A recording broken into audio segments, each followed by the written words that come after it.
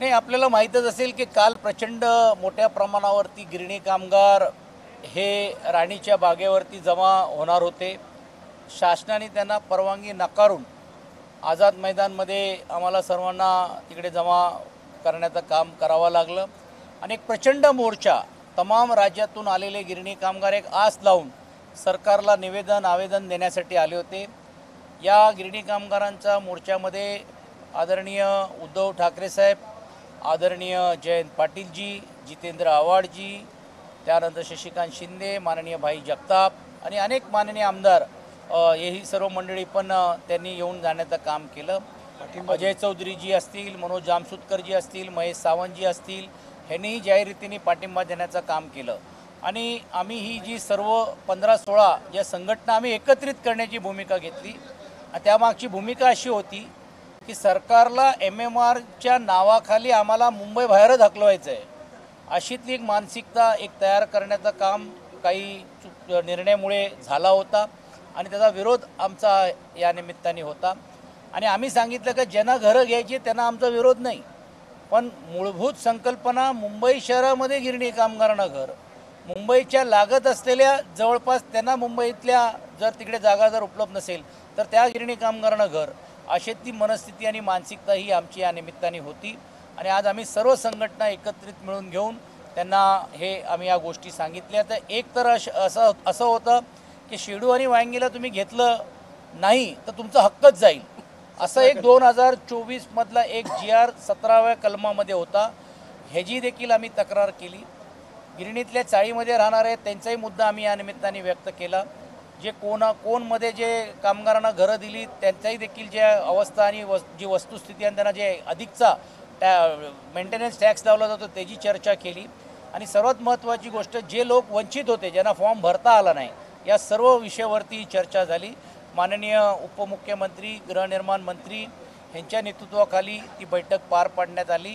त्यात उद्योगमंत्री असतील, इतर सर्व मंत्रिमंडळातली लोक होतील, राज्यमंत्री होते, वस्त्रोद्योग मंत्री होते, माझ्याबरोबर प्रसाद लाडजी हेही देखील आमदार काल त्यांनी मोर्चाला आले होते म्हणून घेऊन तेही देखील सरकारच्या वतीने तेही देखील तिकडे उपलब्ध होते. आणि आम्ही सर्व संघटनेच्या लोकांनी हे विषय आग्रही रीतीने मांडण्याचं काम केलं.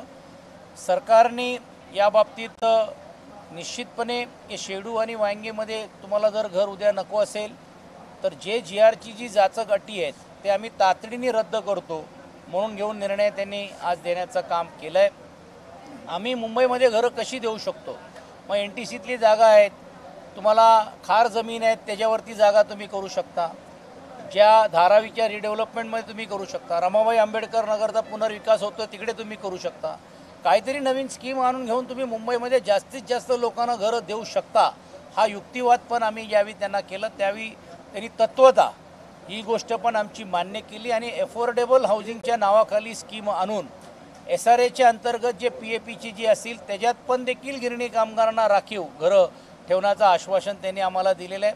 एवढंच नाही तर बाकी खारफुटीच्या जमिनीवरचा पण प्रस्ताव राज्य सरकारकडनं केंद्र सरकारकडे पाठवलं जाईल, जेणेकरून त्या जमिनी मिळाल्या तर त्याच्यावरती पण गिरणी कामगारांना घरं बांधता येईल, अशीतली भूमिका आज त्यांनी घेण्याचं काम केलेलं आहे.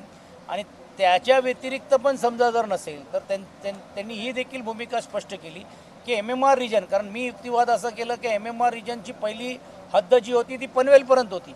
आता MMR रिजन फार पुढपर्यंत गेला, उद्या अलिबागला जातील आणि बोलतील आता काय बोटीने जा आणि या, तर तसं होणार नाही. तर मुंबई शहरातला जो मूळ वैभव आहे ते टिकवण्यासाठी या गिरणी कामगारांना घरं मिळाली पाहिजे, हा युक्तिवाद आम्ही त्यांच्यासमोर ठेवलं. ते देखील तत्वता त्यांनी आज मान्य केलं की MMRचा अर्थ तसं नाही. मुंबईच्या लगत म्हणजे मग ठाणा असेल, कल्याण असेल, वसई असेल, विरार असेल, कल्याण असेल, नवी मुंबई असेल, उल्वा असेल, ह्याच्या लगत जे असलेले जे आहेत ह्याच्याही वरतीचा काही प्रस्ताव आपल्याला तयार करता येईल का, तो प्रस्ताव देखील करता येईल.